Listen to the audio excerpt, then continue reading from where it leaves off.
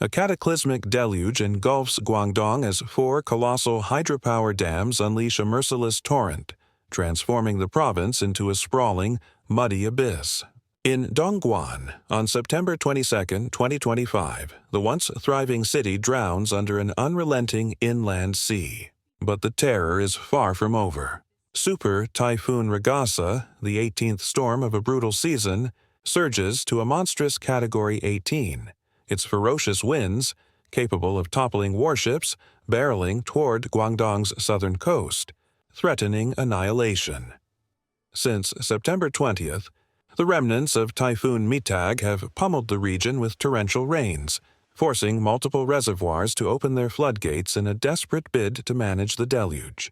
In mere minutes, Dongguan's streets become raging rivers. Roaring waters from upstream swallow entire neighborhoods, sweeping away homes, vehicles, and hope. Underground parking garages, packed with thousands of cars, morph into grim, water-filled tombs.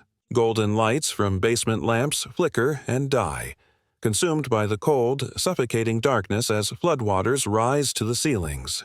Guangdong, the sleepless province, plunges into a nightmarish chaos that knows no dawn.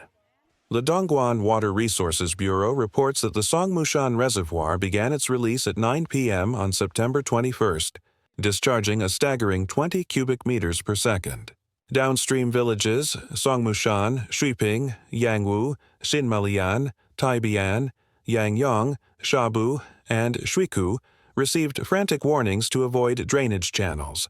Sirens wailed and loudspeakers blared, but the flood's fury was unstoppable. Within 2 minutes, streets became torrents, sweeping motorcycles and cars away like toys. Ground-floor shops vanished beneath a churning sea of mud and debris. The Sankeng, Tamkang, reservoir in Qingxi town joined the chaos, opening its gates at 2 p.m. on September 21st as water levels soared to a perilous 86.95 meters, breaching flood control limits. With a discharge of 60 cubic meters per second, it eased its own pressure but unleashed devastation on Shangyuan, Songgang, and Fugang. Families, still reeling from earlier rains, scrambled to gather belongings and flee as the waters rose again. Meanwhile, the Huangnupu Reservoir in Dalang town unleashed over 65 cubic meters per second for a grueling 48 hours, marking the onset of an endless aquatic siege. The Maoche Reservoir and others followed suit, their combined releases forging a colossal, man-made tide that surged across the Pearl River Delta.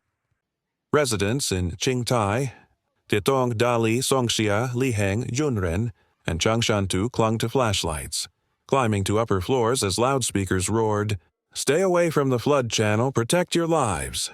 In Dongguan, floodwaters invaded underground garages, engulfing thousands of vehicles.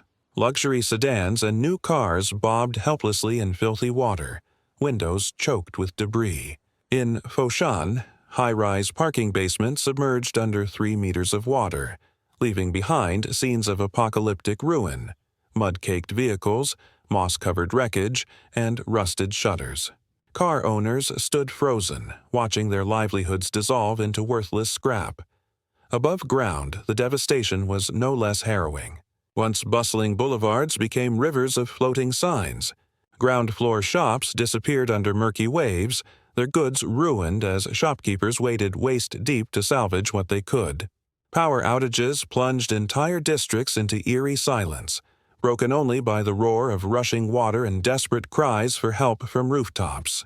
In Guangzhou, relentless rains hammered on, while in Foshan and Wenzhou, floodwaters choked basements, strangling cities in a vice-like grip.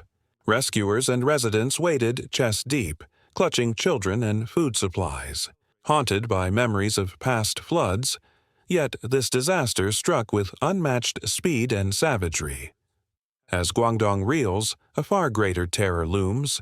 On September 21st, China's National Meteorological Center confirmed Super Typhoon Ragasa's escalation to a climate monster, with winds screaming at 62 meters per second, surpassing Category 18, the most ferocious storm to threaten China in half a century, dwarfing even 2024's Typhoon Yagi.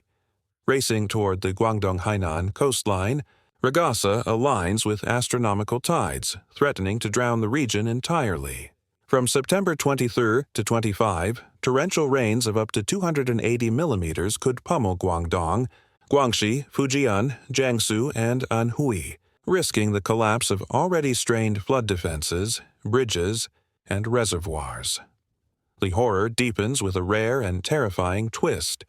Super Typhoon Raccoon, intensifying alongside ragasa, forms a catastrophic twin strike, a phenomenon unprecedented in China's weather history.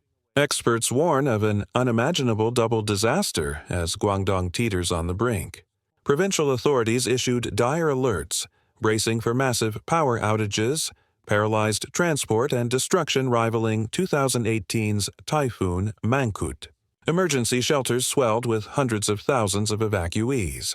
In Guangzhou, districts raised storm warnings to the white level, the highest alert, on September 21st.